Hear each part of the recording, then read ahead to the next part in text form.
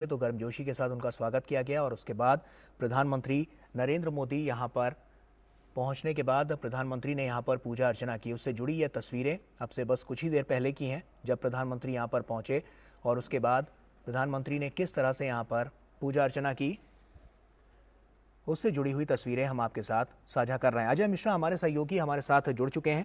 अजय, प्रधानमंत्री यहां पर पहुंच चुके हैं, पूजा अर्चना भी उन्होंने की, क्या ताज़ा जानकारी, क्या अपडेट आपके पास? से पहले आपको बताएं कि यहाँ पर 4 मंदिर प्रांगण हैं और सभी चारों मंदिर प्रांगणों में जाकर के प्रधानमंत्री ने इस ऐतिहासिक मौके पर, जो कि आज देवोत्थान एकादशी का पर्व है, आज तुलसी विवाह का बहुत ही शुभ अवसर है और आज सांध्य बेला में ये बहुत ही पवित्र दर्शन माना जाता है और विशेष तौर पर सारी तैयारियां की गई थी प्रधानमंत्री के इस पूजन कार्यक्रम के लिए। सबसे पहले वो जैसे ही मंदिर परिसर में घुसे हैं, सबसे पहले आदिकेशव भगवान का जो मंदिर है, बाएं तरफ जैसे ही आप जन्मभूमि की ओर प्रवेश करते हैं सीढ़ियां चढ़ने के बाद, तो उसमें उन्होंने भगवान श्री कृष्ण के दर्शन किए। ये सबसे प्राचीन मूर्ति मानी जाती है। ऐसा माना जाता है कि कृष्ण जन्मभूमि के बाहर परिसर में ये मूर्ति रखी हुई थी, बहुत प्राचीन मंदिर में, जहां से ले आकर के यहाँ पर महामना मदन मोहन मालवीय जी की प्रेरणा से इस आदिकेशव मंदिर को बाद में बसाया गया और इस मूर्ति को प्रतिष्ठापित किया गया। बहुत ही प्रसिद्ध मूर्ति है यहाँ पर आदिकेशव भगवान की, और कहते हैं कि आदिकेशव भगवान के दर्शन के बिना कृष्ण जन्मभूमि का जो दर्शन है वो उसका साफल्य पूरा नहीं होता है। तो और उसमें आप देखेंगे कि श्री राधा जी बहुत ही उनकी छोटी सी मूर्ति विद्यमान है, केवल आदिकेशव आपको दर्शन देते हैं। उसके बाद दूसरा पड़ाव था प्रधानमंत्री का योग माया मंदिर में। योग माया वही कन्या है जो कि कंस के हाथों से छूट गई थी और उन्होंने कहा था कि तू मुझे क्या मारेगा, मूर्ख तेरा तो मारने वाला गोकुल में कहीं पर पैदा हो चुका है। और योग माया, जैसा कि आपको पता है कि वो बाद में विंध्याचल की पहाड़ियों में जाकर के आज भी अवस्थित हैं। विंध्याचल देवी के माध्यम से सभी लोग उनका दर्शन पूजन करते हैं। तो यहाँ पर जो उनकी सांकेतिक मूर्ति रखी गई है माँ योग माया की, एक बहुत ही रहस्य की बात मैं आपको बताऊं कि पूरे द्वापर युग में कृष्ण भगवान की तीनों माया, राजसी जो माया है वो भी प्रकट हुई, तामसी माया प्रकट हुई और सात्विक माया प्रकट हुई। सात्विक माया तो माँ सुभद्रा के नाम से जानते हैं, जो राजसी माया है उसको माँ द्रौपदी के नाम से जानते हैं, और जो तामसिक माया है वही माँ योग माया के नाम से जानी जाती हैं। ये बहुत ही शुभ माना जाता है उनका दर्शन करना। ठीक उससे पहले जबकि आप गर्भगृह में प्रवेश करते हैं जहां पर भगवान कृष्ण का जन्म स्थान था, वो बहुत ही दिव्य अनुभव होता है।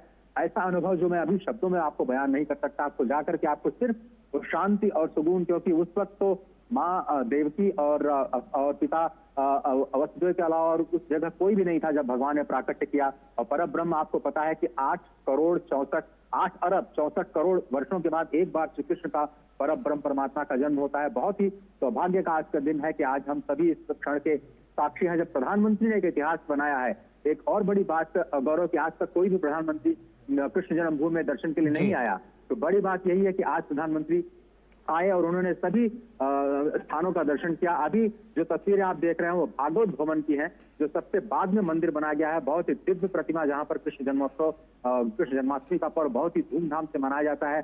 तो आज का दिन ब्रज के इतिहास में शायद लंबे समय तक याद रखा जाएगा, जब पहले प्रधानमंत्री के तौर पर श्री नरेंद्र मोदी ने अब से थोड़ी देर पहले पूजा अर्चना का कार्यक्रम चारों मंदिर में उपस्थिति और देव प्रतिमाओं को नमन किया। और उसके बाद जो ब्रज की विकास की यात्रा है उसको भी नई दिशा देने के लिए आज वो एक संबोधन भी करेंगे। यहाँ से थोड़ी दूर 4 से 5 किलोमीटर की दूरी पर बड़ा मेला ग्राउंड है, जहाँ पर श्री मीराबाई जी का जन्मोत्सव 525वां जन्मोत्सव मनाने की पूरी तैयारी है। और मीराबाई को भी कृष्ण भगवान के अनन्यतम भक्तों में गिना जाता है, भक्ति की पराकाष्ठा माना जाता है। और ऐसा कहा जाता है गौरव की जब वो श्रीनाथ जी के मूर्ति में स्वयं समा गई तो किसी को पता नहीं चल पाया कि उनकी देह कहाँ गई, सायुज मृत्यु की प्राप्ति हो गई। तो माँ मीरा को याद करता हुआ आज वृक्ष क्षेत्र, आज प्रधानमंत्री का खुले दिल से स्वागत करता हुआ वृक्ष क्षेत्र और सैकड़ों की संख्या में इस वक्त प्रधानमंत्री मोदी की एक झलक पाने के लिए आज भी अब इस वक्त भी